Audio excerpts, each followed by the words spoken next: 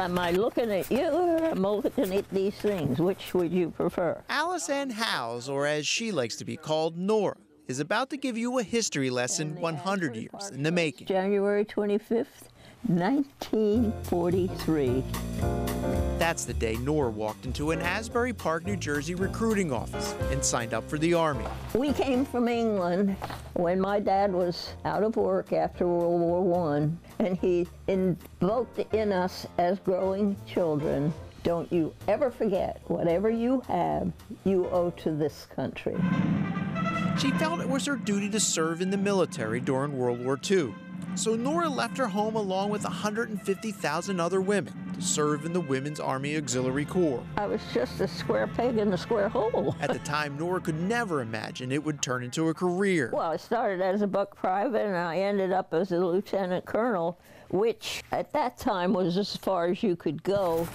I've got all kinds of odds and ends here. As she looks through the pile of photographs, this reminds me. These stories are as crisp as the paper they are printed on. I wasn't afraid to fight City Hall if I thought I was right. You see, while Nora was in the Army, I guess she fell in love with the game of golf. Oh, he was a full colonel. A senior officer told Nora the golf course on Saturday mornings was only kept open for men. She took offense, fought the battle, and was eventually allowed to play too. We played 9 holes of golf. We never went back. I never played again. And my point was, you can't do this to women.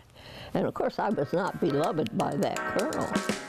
Throughout her career with the Army, Nora traveled the world and held every job imaginable. I also worked under people that I ranked, which was very difficult. But if you were a woman, at the time, you know, you just can't do that. You have to be second.